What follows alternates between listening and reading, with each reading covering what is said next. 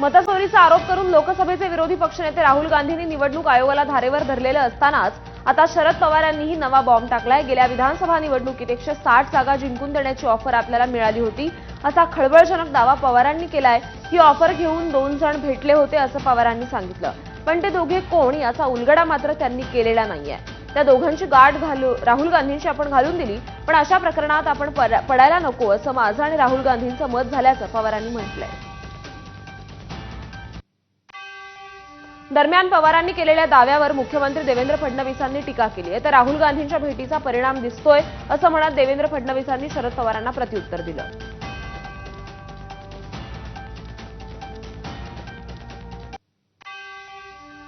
इतक्या दिवसानंतर पवार साहेबांना राहुल गांधींना भेटल्यावरच ची आठवण का आली?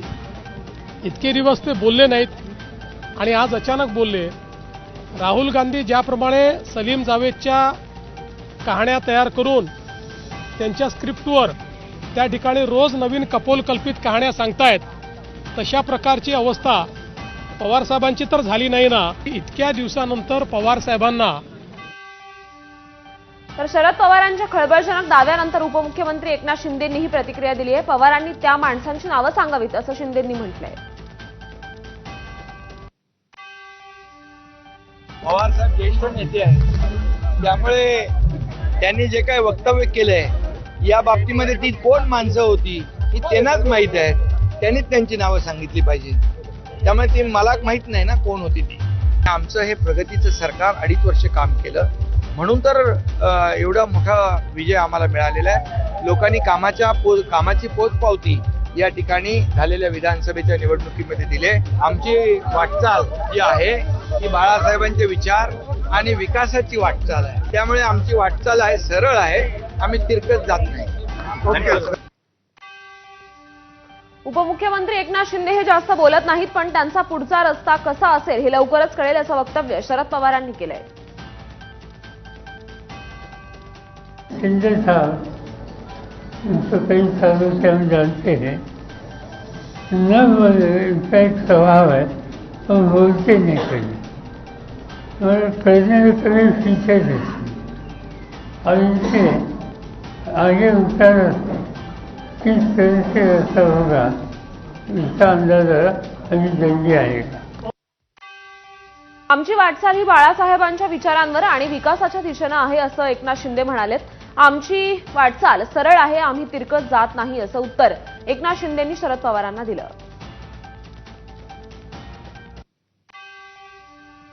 आमची वाटचाल जी आहे ती बाळासाहेबांचे विचार आणि विकासाची वाटचाल आहे। आणि मी कुठं दिल्लीमध्ये गेलो होतो हे सगळ्यांना माहित आहे। आदरणीय प्रधानमंत्री महोदयांना भेटलो, गृहमंत्री महोदयांना भेटलो, त्यामुळे आमची वाटचाल आहे सरळ आहे, आम्ही तिरकत जात नाही। शेती परवडत नाही अशी तक्रार करणाऱ्यांना कृषी मंत्री भरणेंनी सुनावलंय। मुंबईला राहून शेती परवडणार नाही असं मंत्री दत्ता भरणे म्हणालेत। तर शेती करताना चढ उतार येतच असतात असंही भरणे म्हणाले। त्याचबरोबर मंत्र्यालाही किती वेदना असतात ते मलाच माहीत आहे, त्यामुळे दिसतं तसं नसतं म्हणूनच जग फसतं असं उदाहरणही दत्ता भरणेंनी दिलं। शेती परवडत नाही आता परवडत नाही कोणाला? किशोरशेठ डांगरच्या शेती परवडणार नाही परवडणार। मुंबईला राहून नाही शेती परवडणार, की जे बांधलेल्या शेती जे खरं आणि ही गोष्ट आहे की कधी कधी अवकाळी पाऊस येतो, आपण त्याच्या शेतीवरती अनेक स्वप्न ठरवतो, तेव्हा अपडाऊन हे होतं। फक्त झेंडावंदनाची संधी नको तर भरत गोगावलेंना रायगडचं पालकमंत्री करा अशी मागणी शिवसेना आमदार महेंद्र थोरवेंनी केली आहे। कर्जतमधील शिवसेनेच्या आढावा बैठकीनंतर थोरवेंनी वक्तव्य केलं। आमची सर्वांचीच भरत गोगावले यांना रायगडचे पालकमंत्री करण्याची इच्छा असल्याचंही थोरवेंनी बोलून दाखवलंय। आमची भूमिका आहे की 15 ऑगस्टला भरत शेठ यांना रायगडला त्या ठिकाणी झेंडावंदनासाठी त्या ठिकाणी संधी देण्यात यावी। फक्त झेंडावंदनासाठीच नव्हे तर रायगडचं पालकमंत्री पद सुद्धा भरत शेठ गोगावले यांनाच मिळावं अशी आग्रही मागणी आमची त्या ठिकाणी फडणवीस साहेब असतील, शिंदे साहेब असतील, अजितदादा असतील, या सगळ्यांकडे आम्ही सातत्याने करत आहोत। नागपूर जिल्ह्यातील कामठी तालुक्यातील कोराडी मंदिर परिसरात शनिवारी रात्री एक भीषण अपघात घडला। कोराडी मंदिराच्या मागील बाजूस खापरखेडा कोराडी रोडवर सुरू असलेल्या महाद्वाराच्या बांधकामादरम्यान गेटचा एक भाग अचानक कोसळला। या दुर्घटनेत सुमारे 17 मजूर जखमी झाल्याची प्राथमिक माहिती समोर आली असून घटनेनंतर तातडीनं जखमींना रुग्णालयात दाखल करण्यात आलं आहे। सर्वांची प्रकृती स्थिर असल्याची माहिती जिल्हाधिकारी विपिन इटनकर यांनी दिली आहे। इथे कोराडी मंदिराच्या मागे जे महाद्वाराचं बांधकाम चालू आहे तिथे ऑलरेडी एनडीआरएफची टीम आहे, लोकल पोलीस ऑलरेडी इथे पोहोचले आहेत, अँब्युलन्स आहेत। तर कुठल्याही प्रकारची कॅज्युलिटी आतापर्यंत रिपोर्ट झालेली नाहीये, तरी देखील काही शक्यता नाकारता येत नाही, म्हणून आपण आता पुढचं सर्व तिथे एक्सकॅव्हेशन करून चेक करत आहोत। परंतु आतापर्यंत काही कुठलीही कॅज्युलिटीची शक्यता इथे दिसत नाहीये।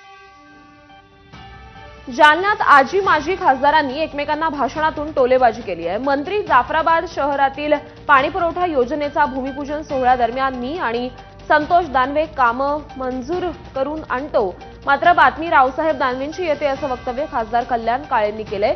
तर अजूनही मी पटांगण सोडलेलं नाही, त्यामुळे तुम्ही चिंता करू नका, तुम्ही दोघंही जण माझ्यापेक्षा लहान आहात, असा टोला रावसाहेब दानवेंनी लगावला।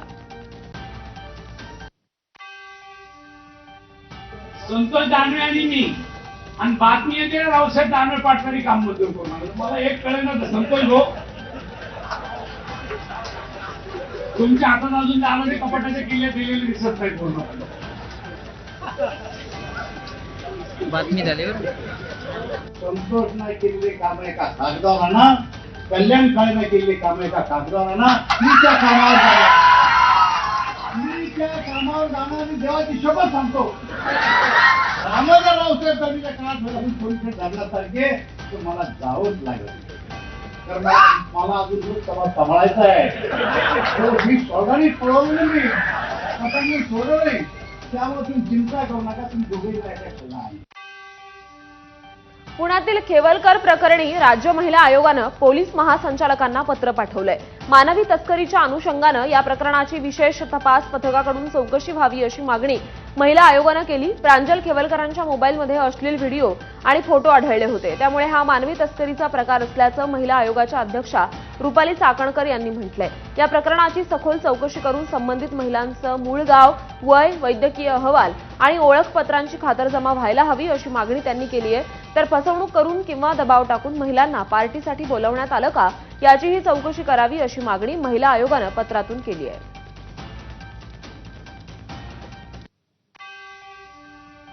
शरणू हांडे अपहरण प्रकरणात एक अपडेट समोर आली आहे। या प्रकरणातील दोन्ही आरोपींना 3 दिवसांची पोलीस कोठडी सुनावण्यात आली आहे।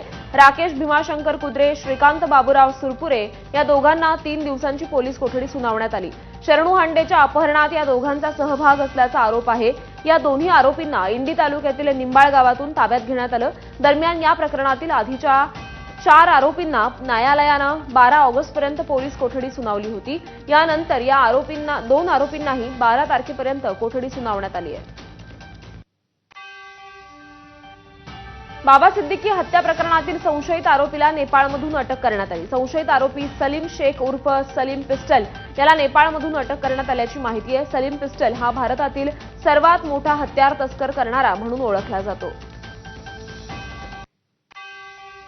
अंबरनाथमध्ये मनसे आणि ठाकरेंची शिवसेना आणि राष्ट्रवादी शरद पवार पक्षाला खिंडार पडलाय। मनसेचे शहराध्यक्ष कुणाल भोईर, जिल्हा संघटक संदीप लकडे, शहर संघटक स्वप्नील बागुल आणि माजी नगरसेविका अपर्णा भोईर यांनी शिंदेंच्या शिवसेनेत प्रवेश केला। ठाण्याच्या आनंद आश्रमात उपमुख्यमंत्री एकनाथ शिंदे आणि खासदार श्रीकांत शिंदे यांच्या उपस्थितीत हा पक्षप्रवेश पार पडला। जम्मू काश्मीरमध्ये एकनाथ शिंदेंच्या शिवसेनेचं ऑपरेशन टायगर सध्या सुरू आहे। उद्धव ठाकरेंच्या शिवसेनेचे जम्मू काश्मीर राज्यप्रमुख मनीष साहनी यांनी उदय सामंतांची भेट घेतली, त्यामुळे राजकीय वर्तुळात चांगली चर्चा रंगली आहे। आज उपमुख्यमंत्री एकनाथ शिंदेंच्या उपस्थितीत मनीष साहनी यांचा पक्षप्रवेश होणार असल्याची देखील माहिती मिळते। सांगली जिल्हा कार्यकारिणीच्या वतीनं भारतीय सैनिकांसाठी महारक्तदान शिबिराचं आयोजन करण्यात आलंय। तब्बल 1200 पैलवान आणि शिवसैनिक सध्या जम्मू आणि काश्मीरमध्ये आहेत। आज उपमुख्यमंत्री एकनाथ शिंदेही श्रीनगर इथे येणार आहेत आणि रक्तदान करणार आहेत। भारतीय सैनिकांसाठी शिवसेनेची सिंदूर महारक्तदान यात्रा काढण्यात आली आहे। देशात झालेल्या निवडणुकांच्या निकालांमध्ये केंद्रीय निवडणूक आयोगानं भाजपशी संगनमत करत फेरफार केल्याचा आरोप लोकसभेतील विरोधी पक्षनेते राहुल गांधी यांनी केलाय।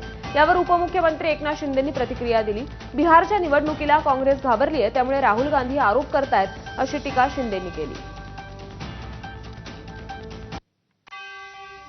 भंडारा जिल्हा दूध उत्पादक सहकारी संस्थेचा आज मेळावा होतोय। या मेळाव्याला भाजप आमदार परिणय फुके आणि शिंदे सेनेचे आमदार उपस्थित राहणार आहेत। नुकतेच भाजप आमदार परिणय फुके यांनी एका कार्यक्रमादरम्यान मीच शिवसेनेचा बाप असं विधान केलं होतं।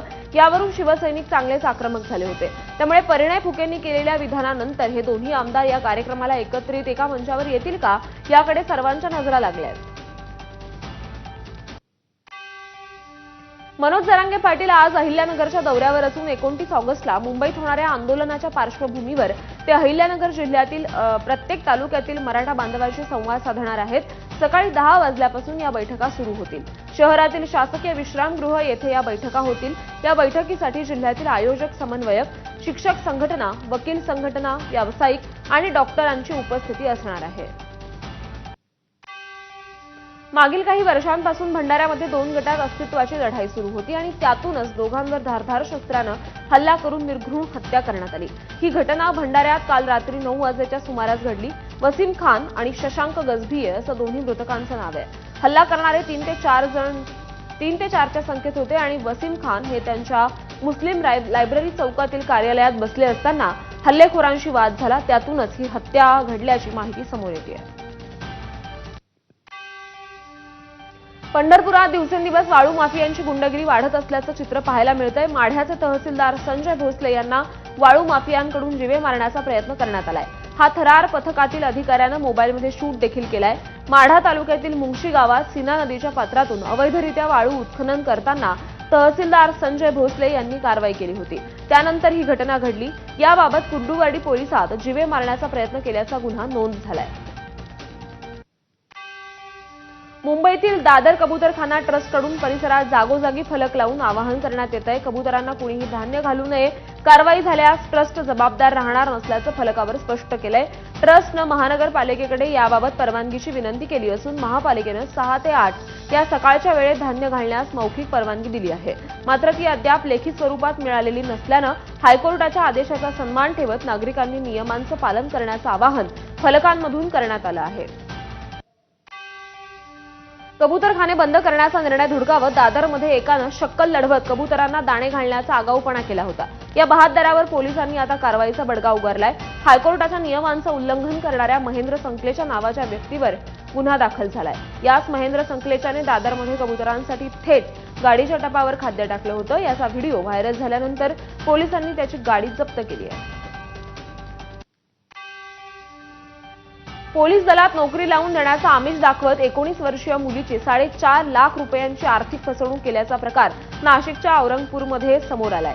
मंत्री गिरीश महाजनांचा पुतण्या असल्याची बतावणी करत फसवणूक केल्याचं समोर आलंय। अभिषेक पाटील याच्या विरोधात सायखेडा पोलिसात गुन्हा दाखल करण्यात आलाय। ठाण्यातील मुंब्रा शहरात रिक्षा चालकाला बेदम मारहाण करण्यात आली। 4 ते 5 जण मारत असतानाचा व्हिडिओ व्हायरल झालाय। या प्रकरणी मुंब्रा पोलीस ठाण्यात अद्याप कोणतीही तक्रार नसल्याचं समोर आलंय। घटनास्थळी पोलिसांची टीम रवाना झाली असून रिक्षा चालक आणि मारहाण करणारे गाव गुंडांचा पोलीस तपास करतायत। ठाण्यात एका महिलेनं लाडकी बहीण योजनेतील पैशातून फूड स्टॉल उभा केला। याच फूड स्टॉलला उपमुख्यमंत्री एकनाथ शिंदेंनी भेट दिली। काल रक्षाबंधनानिमित्त उपमुख्यमंत्री एकनाथ शिंदेंनी लाडक्या बहिणीला खास फूड स्टॉलवर भेट देत कौतुक केलं। लाडक्या बहिणीच्या फूड स्टॉलवर एकनाथ शिंदेंनी चहाचा आस्वाद घेतला।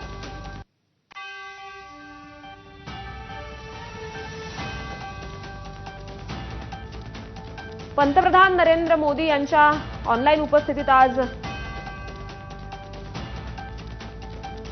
पुणे ते नागपूर या वंदे भारत एक्सप्रेसचं उद्घाटन होणार आहे। राष्ट्रवादी काँग्रेस शरदचंद्र पवार पक्षाची मंडल यात्रा आज गोंदिया शहरात पोहोचणार आहे। दुपारी गोंदिया शहरातील जयस्तंभ चौक परिसरात सभेचं आयोजन करण्यात आलंय। या सभेला संबोधित करण्याकरता राष्ट्रवादी शरद पवार पक्षाचे ओबीसी सेलचे प्रदेशाध्यक्ष उपस्थित राहणार आहेत। ओबीसींच्या जागरासाठी राज्यभरात ही मंडल यात्रा निघणार आहे। श्रावण मासातील तिसऱ्या श्रावणी सोमवारी आद्य ज्योतिर्लिंग श्री त्र्यंबकेश्वर येथे ब्रह्मगिरी प्रदक्षिणेला अधिक महत्त्व आहे। या फेरीसाठी रविवारी सायंकाळपासून भाविकांचे जथ्थे त्र्यंबकेश्वरकडे रवाना झाले।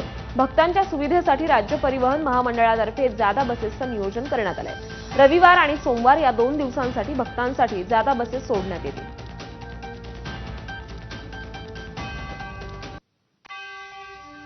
काश्मीरमधील पहलगाममध्ये झालेल्या दहशतवादी हल्ल्याला 3 महिने उलटून गेलेत, मात्र तरीही अजूनही त्याचे पडसाद काश्मीर खोऱ्यात दिसून येत आहेत। जगप्रसिद्ध असलेल्या दल लेकमध्ये असलेले शिकारा चालक अजूनही पर्यटकांशिवाय असल्यानं चिंतेत सापडलेत। जेव्हापासून हल्ला झाला त्यानंतर 1 ते 2% पर्यटक काश्मीरमध्ये आल्याचं चालकांचं म्हणणं आहे। याचा आढावा घेतलाय आमच्या प्रतिनिधींनी।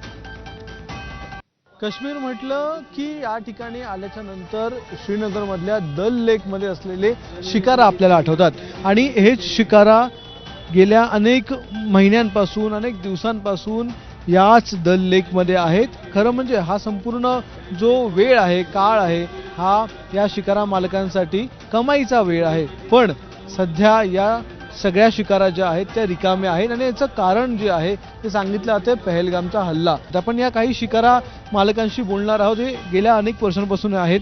कितने साल से आप शिकारा चला रहे हो यहाँ पे? हमें 30 साल हो गए यहाँ पे शिकारा चलाते चलते। पिछले साल तक किस तरह से माहौल था, जो लोग टूरिस्ट आते हैं वो किस तरह से थे, और अभी ये सबसे अच्छा सीजन है, अभी क्या माहौल है? अभी माहौल ठीक है, लेकिन जो पहलगाम का मसला हुआ है उसकी वजह से टूरिज्म बहुत कम हो गया यहाँ पे। लेकिन उसके बावजूद भी यहाँ पे हमारा यात्रा जो है वो आ गई है। काफ़ी लोग आए, कश्मीर घूमे वो, तो अब यात्रा 4-5 तारीख को इन लोगों ने बंद किया, विड्रॉल किया है, तो तब से बहुत कम लोग हैं यहाँ पे जो बाहर से हैं। कितने टूरिस्ट अब तक पिछले इस कई महीनों में आए हैं? बहुत आए हैं।